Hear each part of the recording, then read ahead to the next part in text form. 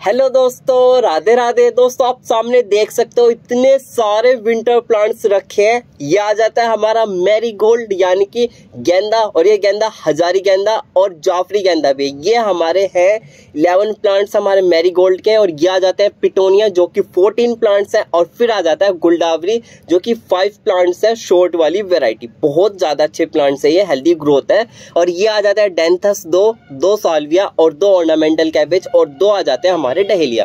और इसी के जो साइड में आ जाता है हमारा डेफनबैक। और पीछे की साइड लेके चलो तो पीछे आ जाता है हमारा सेलोसिया। दोस्तों इतने सारे प्लांट्स, ये कम से कम 60-70 प्लांट्स है। और इतने सारे प्लांट्स 1000-1200 के तो दोस्तों होंगे, आप भी अंदाजा लगा सकते हो। लेकिन ये सारे प्लांट्स मैं फ्री ऑफ कॉस्ट लाया हूँ, फ्री। यहाँ दोस्तों आप विश्वास नहीं करने वाले हो, लेकिन ये सारे प्लांट्स बिल्कुल फ्री में। जी हाँ दोस्तों, एक ऐसी नर्सरी है जो कि कूड़े के बदले में देती है पौधे। उनका कहना है अपने घर की बदबू यहाँ पे छोड़ दो और हमसे ले जाओ खुशबू। यानी कि अपने घर का कुछ भी कूड़ा हो, सब्जियों के छिलके हो, पिन्नी हो, प्लास्टिक हो, पुराने कपड़े हो, फटे हुए जूते हो, कुछ भी, जितना भी आपके घर का कूड़ा है यहाँ पे दो और एक बदले में ले जाओ पौधे। दोस्तों इसकी वीडियो मैं अपने चैनल पर अपलोड कर चुका हूँ। अगर आप पूरी डिटेल आपको चाहिए तो वो वीडियो का लिंक मैं डिस्क्रिप्शन में डाल दूंगा, आप जाकर देख सकते हो। लेकिन दोस्तों उस नर्सरी की वीडियो में आप दोबारा से अपलोड करने वाला हूँ। उस वीडियो में सारे विंटर प्लांट्स मैं दिखाऊंगा। और इस टाइम वो नर्सरी बिल्कुल फूलों से लदी पड़ी है।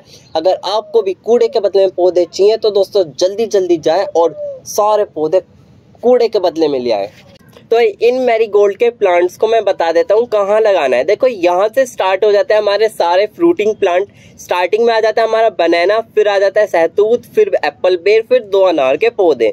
इन सब में हम अपने मैरीगोल्ड के प्लांट्स लगाने वाले हैं। और फिर सीधे जाती है हमारी बैंगन की लाइन, इसमें भी हम अपने मैरीगोल्ड के प्लांट्स लगाने वाले हैं। तो देखो हमने सारे प्लांट्स यहाँ से गायब कर लिए हैं। बचता है हमारा डेफनबैक है, जिसे हम अपने 8x8 इंच के प्लास्टिक पॉट में लगाने वाले हैं। तो मैं आपको बता दूं सारे प्लांट मैंने उनकी सही जगह पर रख दिए हैं। तो यहाँ जाता है हमारा नीम का पौधा और 2 करी पत्ते के पौधे जो कि परमानेंट प्लांट होते हैं। इन्हीं के ग्रो बैग के साइड में हम 2 प्लांट लगाने वाले हैं गुलदावरी के। देखो हम शॉर्ट वेराइटी लगा रहे हैं और शॉर्ट वेराइटी ही लगानी चाहिए, क्योंकि परमानेंट प्लांट के साथ शॉर्ट वैरायटी ही चलेगी। अगर बड़ी वैरायटी लगाएंगे तो ऊपर ज्यादा जगह घेरेगी। ये आ जाती है हमारी कृष्ण कमल यानी कि राखी बेल। इसमें हम लगा रहे हैं अपने दो डहेलिया के प्लांट साइड में। और ये ग्रो बैग का साइज है 18x18 इंच। सामने आ जाती है हमारी रेलिंग, और रेलिंग पे लग रहा है बोगनविलिया का प्लांट जो कि बाहर की साइड ग्रोथ कर रहा है और फ्लावरिंग भी हो रही है। इसमें हम लगा रहे हैं अपनी ऑर्नामेंटल कैबेज, इसके भी हम साइड में लगाने वाले हैं। और इसी के जो साइड में दूसरी रेलिंग के कॉर्नर पे भी रखा है हमारा बोगनविलिया का प्लांट, इसमें भी हम लगा रहे हैं ऑर्नामेंटल कैबेज। देखो ये वाला एरिया हमारा फ्लावरिंग का एरिया आ जाता है। देखो गुड़हल फ्लावरिंग कर रहा है, कनेर फ्लावरिंग कर रहा है। इसी के जस्ट साइड में सामने हम लेके चले तो आ जाती है हमारी बैंगन की लाइन। बैंगन के प्लांट दोस्तों अधिकतर परमानेंट प्लांट होता है अगर उन्हें सही तरीके से ग्रो किया जाए। और देखो बैंगन भी इसके अंदर आ रहे हैं। देखो मैं आपको दिखाऊं तो देखो ये लॉन्ग वाले बैंगन है, पर्पल इनका कलर होता है, ठीक है। अब इन वाले बैंगन में मैंने लगा दिए मैरीगोल्ड के प्लांट। और मैरीगोल्ड के प्लांट देखो बहुत ज्यादा बुशी प्लांट हो रहे हैं ये। अब मैंने इनके अंदर ये मैरीगोल्ड के प्लांट क्यों लगा रहा हूँ? मैं इसलिए लगा रहा हूँ क्योंकि दोस्तों प्लांट में साल में एक बार मैरीगोल्ड लगाना ही चाहिए, क्योंकि इनमें निमाटोइड की शिकायत आती है। और निमाटोइड से बचने के लिए हमें मैरीगोल्ड प्लांट लगाने चाहिए। यह आ जाता है एलोवेरा, और एलोवेरा में हमने लगा दिया है कैलोसिया। अब इसी के जस्ट साइड में हमारी स्टार्ट हो जाती है बैंगन से जुड़ती हुई फ्रूट की लाइन, फ्रूट प्लांट्स की लाइन। पहले आ जाता है हमारा अनार का पौधा जिसके ऊपर फ्रूटिंग भी हो रही है, इसमें भी हम मैरीगोल्ड लगाएंगे। फिर आ जाता है अनार का पौधा, इसमें भी फ्रूटिंग हो रही है और इसमें भी हम अपना मैरीगोल्ड का प्लांट लगाएंगे। देखो अगर आपके पास भी परमानेंट प्लांट है, बड़े बड़े फ्रूट प्लांट है, तो उनमें आप साल में एक बार मैरीगोल्ड जरूर लगाना। अगर आपके पौधे में निमाटोइड की शिकायत हो गई तो आपके पौधे की जड़ में गांठें बननी स्टार्ट हो जाएगी। फिर धीरे धीरे आपके पौधे की पत्तियां पीलियों के नीचे गिरने लगेगी और पौधा आपका सूख जाएगा। और ये बीमारी अगर ज्यादा जड़ों में फैल जाती है तो इसका आप रोकथाम नहीं कर पाओगे। अगर आपको ऑर्गेनिक की साइड जाना है तो मैरीगोल्ड का जरूर अपने गार्डन में जगह दें। ये बस्ता हमारा लास्ट बनाना का प्लांट, यहाँ पे हमारी एंड होती है फ्रूट वाली लाइन। तो ये वाले एरिया में हमने सारे अपने विंटर प्लांट्स लगा लिए। अब इधर की साइड लेके चलो तो इधर की साइड हमारी बेलवर की सब्जी है साइड में, और इधर की साइड आ जाता है हमारा बोनसाई वाला एरिया। अब यहाँ पे रखे हैं 18x18 इंच के बड़े ग्रो बैग जिसमें मैं बेलवर की सब्जी उगाता हूँ। डेंथस निकल गया, साल्विया आ गया, ये हमारे करेले की बेल, फिर आ जाता है डेंथस, फिर आ जाता है हमारा साल्विया, इधर तोरी की बेल हो रही है, फिर लास्ट में हम लगाएंगे कैलेंडुला। तो अब हम अपने पौधों की रिपोर्टिंग स्टार्ट करते हैं। देखो रिपोर्टिंग के लिए क्या काम करना है, आपके पास खुरपी होनी चाहिए। खुरपी से पहले साइड में ग्रो बैग की मिट्टी को हटा लें। मिट्टी आप मेरी देख सकते हो बिल्कुल वेल ड्रेन है, खुरपी से ज़्यादा मदद नहीं करनी पड़ी, हाथ से ही निकल गई मिट्टी। और पिन्नी को 2 फिंगर की सहायता से पकड़ेंगे और खींच के उल्टी करके आराम से निकाल लेंगे। और अपने पौधे के रूट बॉल को बिल्कुल भी डिस्टर्ब नहीं करना है। गुलदावरी के पौधे को बिल्कुल स्ट्रेट इसके अंदर लगाना है और मिट्टी को फिल कर देना है। देखो गुलदावरी का पौधा अब हम इसमें लगा देंगे, फिर इसके अंदर वाटरिंग कर देंगे। और जब 1 हफ्ता निकल जाएगा तो 1 हफ्ते बाद हम क्या काम करेंगे, गुलदावरी के पौधे के जो नीचे का मेन तना होता है उसके नीचे से सारे पत्ते क्लीन कर देंगे। क्योंकि दोस्तों जो कोई भी पौधा हो, अगर उसके मेन तना क्लियर नहीं होता है और उसके जो पत्ते होते हैं वो जमीन से मतलब मिट्टी से टच रहते हैं तो उसके अंदर वायरस, फंगिसाइड, इंसेक्टिसाइड का अटैक होता ही रहता है। तो इसलिए आपको अपने पौधे का मेन तना नीचे से 3-4 इंच क्लियर रखना ही रखना है। तो देखो इस वाले करी पत्ते के पौधे में हमने दोनों अपने गुलदावरी के पौधे लगा लिए हैं।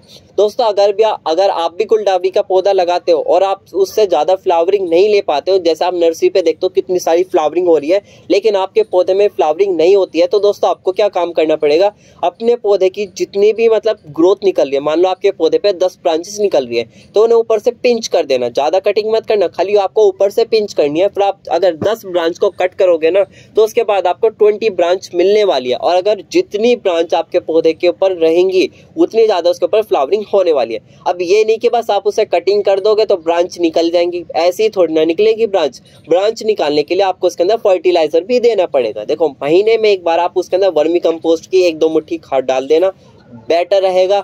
और फिर कुछ भी नहीं करना है, बस आपको सरसों की खली का लिक्विड फर्टिलाइजर बना के उसे हफ्ते में 1 बार डाल देना, महीने में 3 बार। बस आपको यही काम करना है। अगर आप ये रूटीन अपने विंटर प्लांट्स में लेके चलोगे तो आपकी कोई सा भी विंटर प्लांट हो उसमें बहुत अच्छी फ्लावरिंग होने वाली है। तो अब हम अपने दूसरे करी पत्ते में अपने गुलदावरी के पौधे को लगा रहे हैं। देखो जो हम ये काम कर रहे हैं ना, ये हम शाम के समय में काम कर रहे हैं, सुबह के समय में नहीं कर रहे हैं। अगर आप सुबह के समय में काम करोगे, रिपोर्टिंग करोगे सुबह के समय में, तो दोपहर की कड़क धूप में आपका पौधा झुलस सकता है, फिर स्ट्रेस में चले जाएगा। लेकिन अगर आप शाम में काम करोगे तो शाम के बाद जब रात होगी तो रात की ठंडी हवा में आपका पौधा मिट्टी में सेट हो जाएगा, उसे पता भी नहीं चलेगा, उसकी रिपोर्टिंग हो गई। फिर सुबह आपको पौधा बिल्कुल खिलखिलाता हुआ दिखेगा। देखो अब हम अपने नीम के पौधे में गुलदावरी का पौधा लगा रहे हैं, लग चुका है। ठीक है, आपको कैसा लग रहा है कमेंट में जरूर बताना। अगर आपको कोई भी क्वेरी हो तो आप कमेंट में पूछ सकते हो। और दोस्तों वीडियो को लाइक शेयर जरूर करना, इससे हमें वो मोटिवेशन मिलता है। तो हमारे गुलदावरी का कंप्लीट हो गया। अब हम कैमरा घुमाते हैं तो इधर आ जाती है हमारी राखी बेल यानी कि कृष्ण कमल। इसमें हम लगा रहे हैं अपने डहेलिया के प्लांट। देखो डहेलिया के प्लांट में क्या होता है, इसमें नीचे से सीधे एक ब्रांच जाती है ऊपर को, उसमें से 3-4 बर्ड्स निकलती है, फिर फूल खिलते हैं और फूल 3-4 दिन या 1 हफ्ता या 10 दिन टिकेंगे। टिकने के बाद फिर पौधा आपका सूखना स्टार्ट हो जाएगा। लेकिन आपको ज़्यादा फ्लावरिंग लेनी है तो आपको क्या काम करना है, अपने डहेलिया का पौधा जब आपका कम से कम 1 फीट की हाइट का हो जाए, 1 फीट नहीं तो 10 इंच या 8 इंच की हाइट का हो जाए, तो उसे ऊपर से पिंच कर देना। जब आप उसे ऊपर से पिंच करोगे, जहाँ जहाँ उसकी लीव्स निकल रही है ना, वहाँ से उसकी नई ग्रोथ निकलनी स्टार्ट हो जाएगी।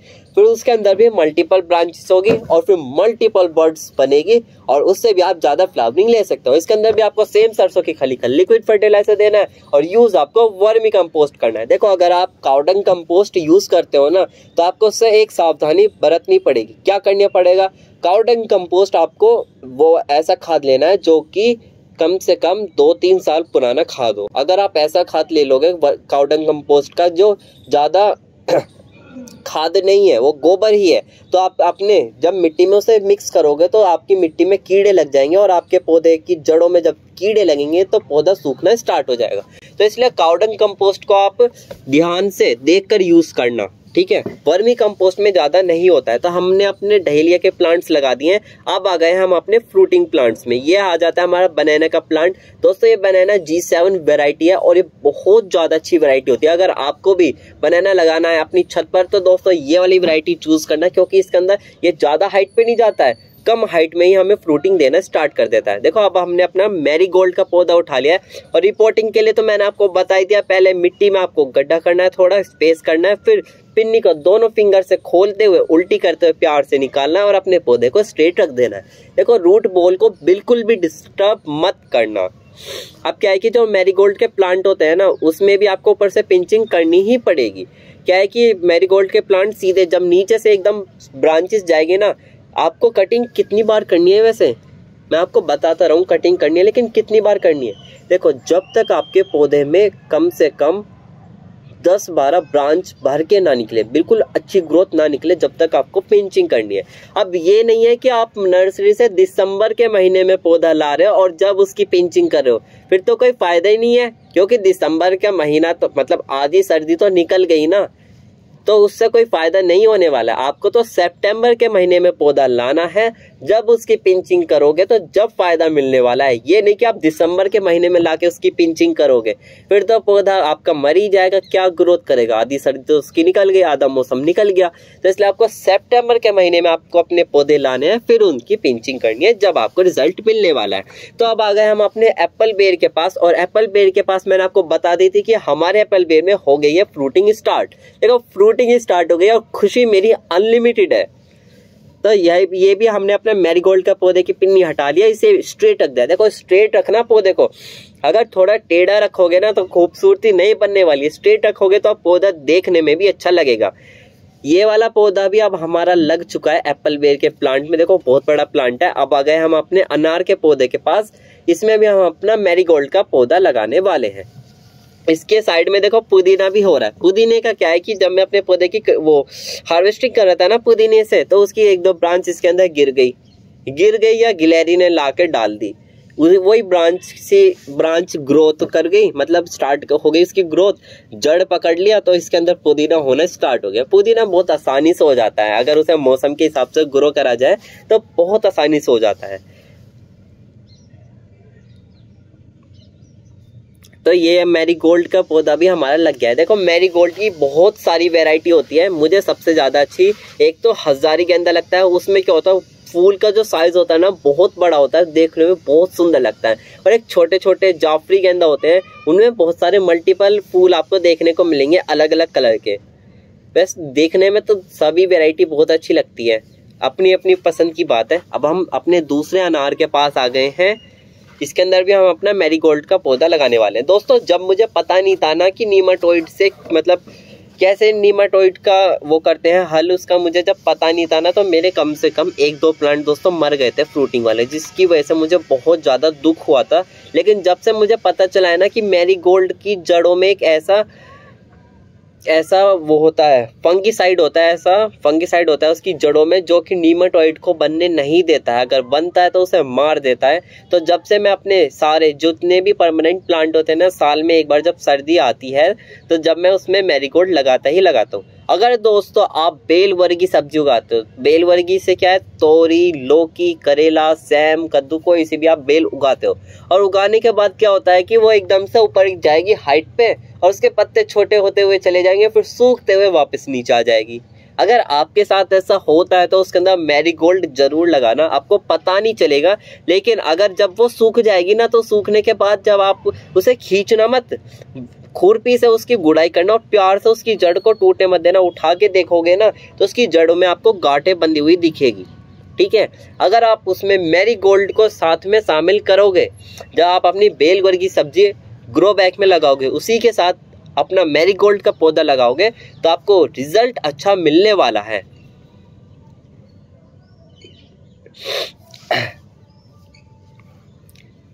दोस्तों, आप कमेंट में जरूर बताना आप विंटर गार्डन के लिए अपने गार्डन में कौन कौन से पौधे को शामिल कर रहे हो। देखो, मैंने बहुत सारे पौधे शामिल कर लिए हैं, और वैसे मैंने आपको बता दिए हैं सारे पौधे मेरे फ्री ऑफ कॉस्ट है, मुझे ज़्यादा मेहनत नहीं करनी पड़ी। लेकिन अगर मैं बीज से तैयार करता ना, तो बहुत ज़्यादा मुझे टाइम लग जाता है, क्योंकि क्या है कि मैं बहुत सारी तरीके की गार्डनिंग करता हूँ, फ्रूटिंग, वेजिटेबल, शेड वाले प्लांट, फ्लावरिंग प्लांट, पूजा वाले प्लांट। और वैसे भी दोस्तों, छत तो मेरा टेरेस गार्डन तो है ही है, नीचे भी मेरे 3 क्यारी है, वो भी अलग अलग। एक तो मेरी एंट्रेंस गेट की साइड वाली, और 2 क्यारी मेरी घर के साइड वाली है।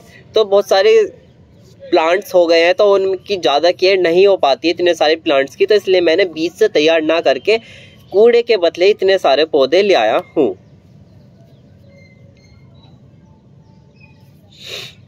तो देखो, इस वाले बैंगन के पौधे में भी लग गया है। अब हम अपने इस वाले पौधे के पास आ गए, इसमें भी जल्दी से मैरीगोल्ड के पौधे को लगा देते हैं। अब मैं स्पीड थोड़ी ज़्यादा कर देता हूँ, जिससे जल्दी वीडियो बढ़े ना और जल्दी काम हो जाए। ज़ूप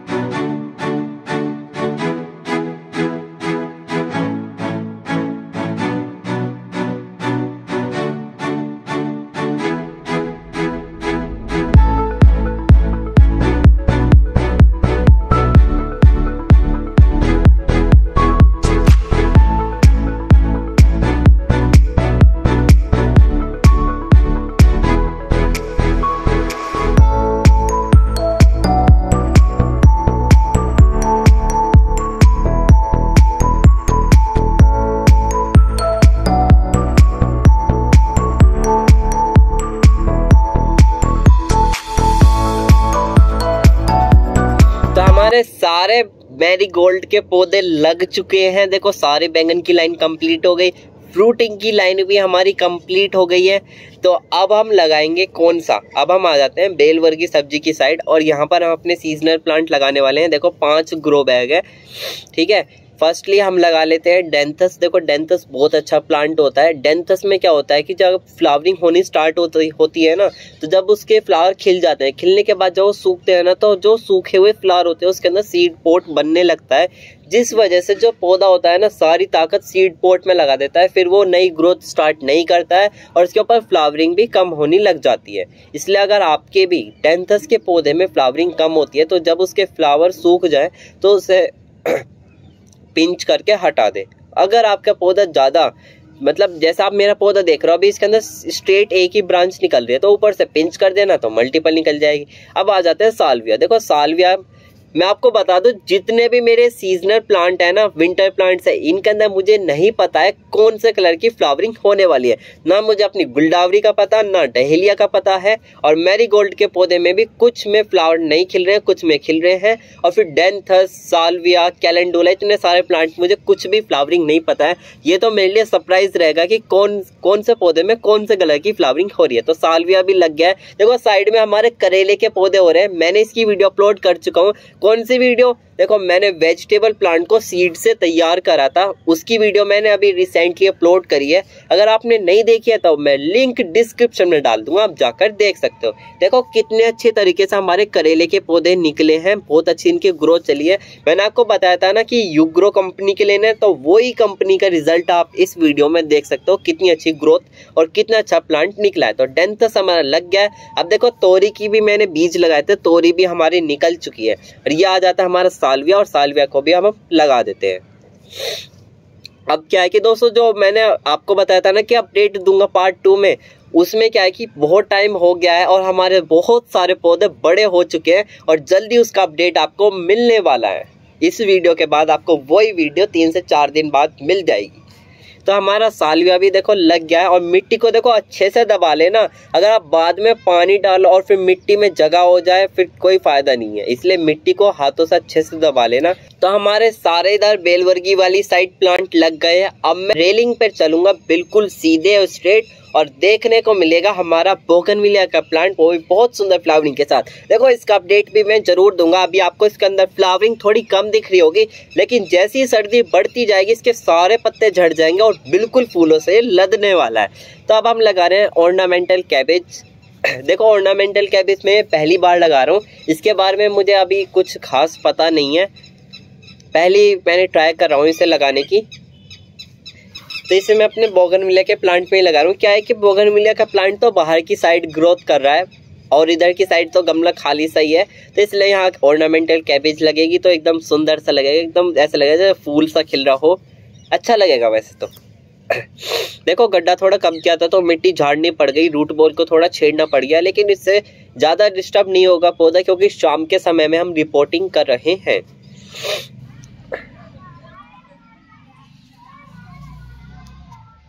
तो ये वाला पौधा हमारा लग चुका है बोगनविलिया के गमले में। अब हम दूसरे बोगनविलिया के पास आ गए और इसमें भी हम अपना ऑर्नामेंटल कैबेज लगा देते हैं।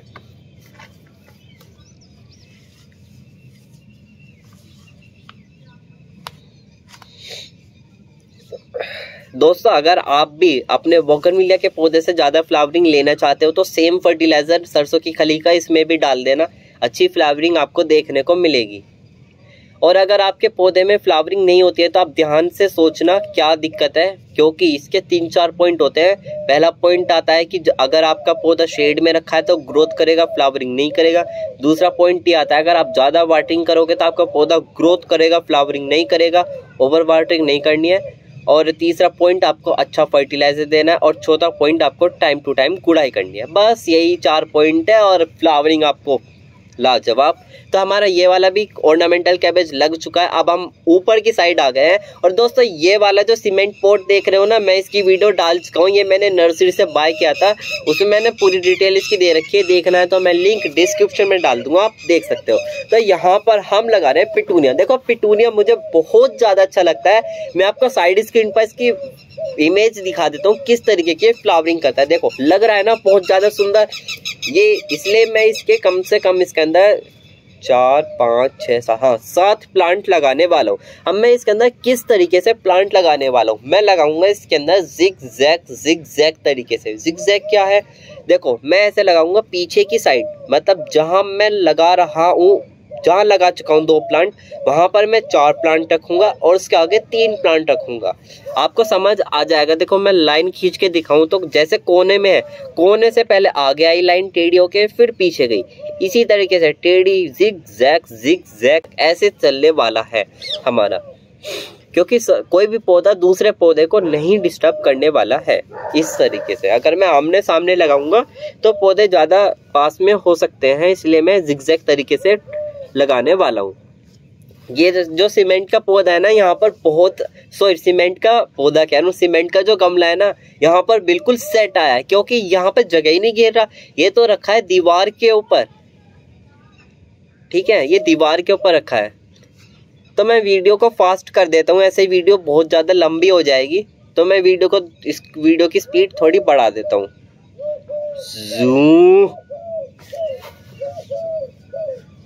तो देखो आपने अपने सारे पिटूनिया के पौधे लगा दिए हैं और मिट्टी को मैंने ऊपर से भी डाल दिया है। जहाँ जहाँ मिट्टी मुझे कम दिखी मैंने ऊपर से फिल कर दी है और इसमें हमने सारे अपने पिटूनिया के पौधे लगा दिए। देखो मैंने उसी तरह लगाए जैसे मैंने आपको बताया था, जिगजैग तरीके से।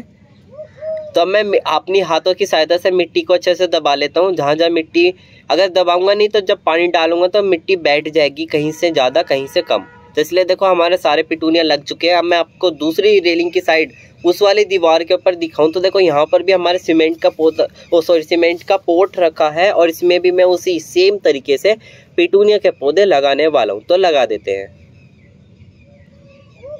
दोस्तों। अब मुझे पता आप कमेंट में पूछने वाले हो सोइल मिक्स आपने क्या यूज किया है। देखो सोइल मिक्स के लिए मैंने क्या काम किया है, मैंने लिया है 50% अपनी गार्डन सोइल, जो खेत की उपजाऊ मिट्टी होती है ना, वही मैंने यूज करी है 50%, और 30% मैंने मिलाया है vermi compost. Vermi compost organic रहता है, आपको भी वो ही मिलाना है, ठीक है। अब बचता है 20% मैंने मिलाया है कोकोपीट और कुछ में मिला है 20% रेत।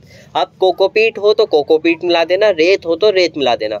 जितना मेरे पास कोकोपीट था उस सोइल मिक्स में मैंने कोकोपीट मिला दिया है, और जब कोकोपीट खत्म हो गया तो मेरे पास जब जो घर, मतलब जहाँ हमारा घर बना था ना, तो रेत बहुत सारा बच रहा है, तो वही रेत को मैं 20% मिला देता हूँ जो कंस्ट्रक्शन में यूज होता है, ठीक है। आपको भी ये यूज करना है। अगर आपके पौधे में कोई जड़ों में गांठें ना बन, मतलब गांठों के लिए तो आप मैरीगोल्ड लगा सकते हो, लेकिन उससे अलग कोई जड़ों में बीमारी हो या जड़ गलने लग जाए, उसके लिए आप नीम खली की कुछ 4 से 5 ग्राम एक गमले में ऐड कर सकते हो, ठीक है। या आप साफ फंगिसाइड भी ऐड कर सकते हो, वो भी बिल्कुल बेस्ट रहेगा। तो देखो हमारे सारे पिटूनिया लग चुके हैं। मैं आपको जूम करके दिखाता हूँ, देखना कितने ज्यादा अच्छे लग रहे हैं। आप कमेंट में जरूर बताना आपको हमारे लगाने का मेथड कैसा लगा। अगर कुछ कमी रह गई है तो आप कमेंट में बता देना। तो अब हमारा 2 प्लांट्स बच रहे हैं। मैं आपको उधर की साइड लेके चलूं तो सीधे आपको पीछे की साइड आना पड़ेगा। चलते हम पीछे की साइड, और पीछे की साइड चलते चलते घूम जाएंगे, यू टर्न लेंगे, और यू टर्न लेते के साथ ही लास्ट कोने में आता है हमारा 24 इंटू 9 इंच का ग्रो बैग, जिसमें परमानेंट एलोवेरा का प्लांट लग रहा है। इसके अंदर हम लगा रहे हैं सेलोसिया, और आप इसका फ्लावर देखना कितना ज़्यादा अच्छा लग रहा है, बिल्कुल वेलवेट टेक्सचर में है और सुंदर, देखने में तो सुंदर है ही, और इसे पकड़ के फील करने में भी बहुत सुंदर लगता है। देखो एलोवेरा का पौधा क्या है कि वाइडली ग्रोथ करता है, ज़्यादा हाइट पे तो जाता नहीं है, तो इसलिए हमने इसे बड़े ग्रो बैग में लगाया है, जो कि जिसका वाइडली ज्यादा है ग्रो बैग और हाइट पे नहीं है। इसकी जड़ भी इसी तरह फैलती है।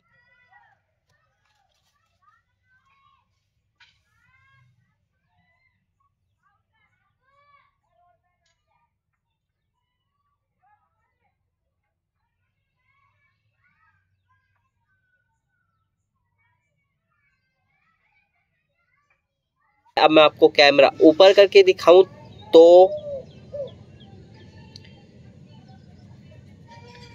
तो हमारा पौधा देखने में बहुत ज़्यादा सुंदर लग रहा है। देखो मिट्टी भी एकदम अच्छे से सेट हो गई है और ऊपर से भी पौधा बहुत ज़्यादा अच्छा लग रहा है। तो हमारे ये वाला भी पौधे की रिपोर्टिंग कंप्लीट हो गई है। तो अब मैं आपको अपने इंडोर वाले प्लांट की साइड लेके चलूँ तो लास्ट हमारा बस्ता है डेफेनबैचिया। ठीक है, डेफेनबैचिया बस्ता है। तो इसे हम क्या काम करेंगे, 8 इंटू 8 इंच के पोट में लगाने वाले हैं। और दोस्तों डेफेनबैचिया में अगर आपका डेफेनबैचिया सर्दी के मौसम में उसकी जो जड़ है वो गल जाती है, तो उसके लिए आप सही सॉइल मिक्स यूज़ नहीं करते हो। क्या है कि जो डेफेनबैचिया है ना, उसको ज़्यादा नमी सॉइल की ज़रूरत नहीं होती। अगर आप ज़्यादा नमी सॉइल उसे दोगे जिसके अंदर ज़्यादा पानी रुकता है, तो आपके पौधा गलने, उसकी जड़ गलेगी ही गलेगी। आपको ऐसा नहीं करना है। आपको क्या काम करना है, सॉइल के लिए आप इसके अंदर 60% गार्डन सॉइल यूज़ करना, ठीक है, और 30% आप इसके अंदर वर्मी कंपोस्ट मिलाना और 10% आप इसके अंदर सैंड मिलाना। कोकोपीट यूज़ बिल्कुल भी मत करना, इसमें लगाओगे अच्छा रिजल्ट मिलेगा। तो हमारा डेफेनबैचिया लग चुका है, मिट्टी फिल हो चुकी है, हाथों से अच्छे से दबा लिया है। मैं आपको नीचे से दिखाऊं, क्लियर है, ऊपर से भी सुंदर है। ग्रोथ जब होएगी तो मैं इसका अपडेट दे दूंगा। तो उठा लिया हमने पाइप और कर लेते हैं हम सारे पौधे में वाटरिंग हम दोस्तों स्टार्टिंग में बिल्कुल अच्छे से करने वाले हैं। दोस्तों वाटरिंग करने के बाद जब 1 हफ्ता निकल जाए तो पौधों में गुड़ाई जरूर कर देना।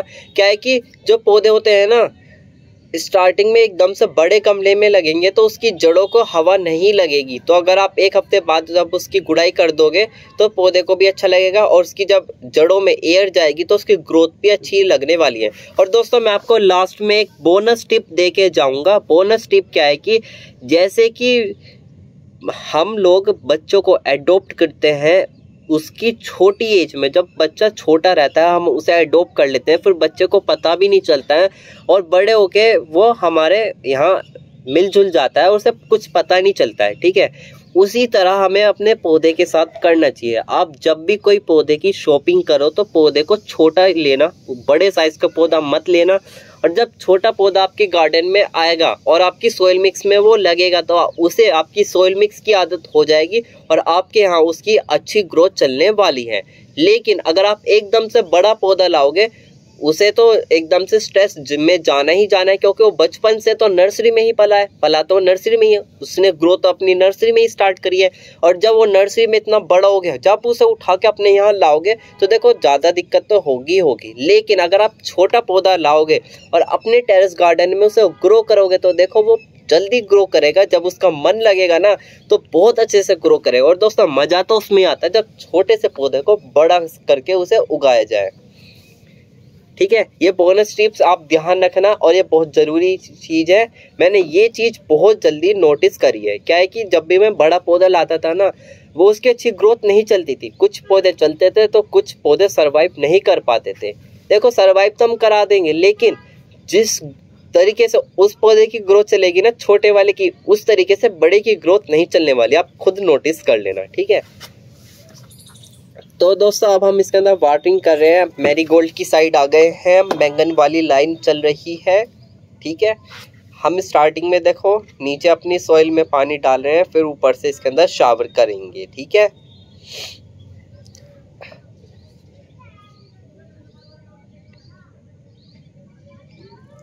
दोस्तों मैं चाहता तो इसे ज़्यादा हाई प्रेशर पे पानी डाल सकता था, हाई प्रेशर मोटर से, लेकिन दोस्तों आपको नहीं करना है वो चीज़। मैंने भी नहीं करी है, क्योंकि स्टार्टिंग में जब पौधे लगते हैं ना तो मिट्टी में वो सेट हो जाए, उसके लिए आपको लो प्रेशर पे ही पानी डालना चाहिए। फिर बाद में आप मोटर के हाई प्रेशर से उसे पानी दोगे फिर तो कोई दिक्कत नहीं होती है, क्योंकि जब मिट्टी सेट हो जाती है अपनी जगह पर। लेकिन आप स्टार्टिंग में ज़्यादा प्रेशर पे पानी दोगे तो मिट्टी इधर उधर हिलेगी और पौधा भी आपका ठीक से सेट नहीं हो पाएगा। ठीक है,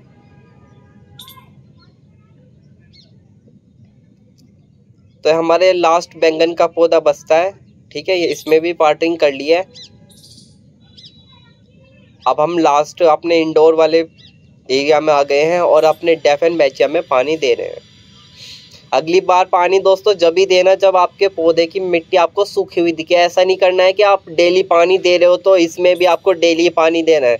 पानी तो जब ही देना है जब आपके पौधे की मिट्टी सूखी हुई दिखे। ठीक है, मैंने देखा है बहुत से गार्डनर क्या करते हैं, उनका रूटीन रहता है डेली पानी डालना है तो सब में ही पानी डाल देते हैं, लेकिन सब में पानी नहीं डालना है। जब उसकी मिट्टी सूखे जब ही आप उसके अंदर वाटरिंग करें। एक्स्ट्रा पानी दोगे तो उसकी जड़ में बीमारी लगनी स्टार्ट हो जाएगी। ठीक है, तो अब हम अपने पिटूनिया की साइड आ गए हैं। नीचे हमारा बोगनविलिया के पौधे में लग चुका है। ठीक है, मैं अब आपको ओवरव्यू दिखा रहा हूँ। देखो पानी सूख चुका है, मतलब सूखने से मतलब है मिट्टी ने पानी पी लिया है। सारे पौधे कैसे लगे कमेंट में जरूर बताना। ठीक है, कमेंट में बता के जरूर जाना। ठीक है, देखो बैंगन के पौधे में भी सारे मैरीगोल्ड लग चुके हैं और बहुत ज़्यादा सुंदर लग रहे हैं। शाम की जब दोस्तों धूप आती है ना छत पर, बहुत अच्छी लगती है। जब सनसेट होता है ना, देखने में भी सुंदर लगता है। और जब पौधे के ऊपर उसकी रोशनी पड़ती है ना, वो रोशनी अलग होती है। एक तो सनसेट की रोशनी और एक सुबह की रोशनी बहुत ज़्यादा सुंदर लगती है। लेकिन जब दोपहर की कड़क धूप आती है ना, वो सहन नहीं हो पाती है, पौधे भी झुलस जाते हैं उसमें। ठीक है, देखो सैलोसिया भी बहुत अच्छा लग रहा है और मिट्टी में बिल्कुल अच्छे से सेट हो गया है। ठीक है, तो आपको कैसा लगा कमेंट में जरूर बताना। ये बेल वर्गी वाली साइड कंप्लीट होती है। तो थैंक यू, बाय बाय।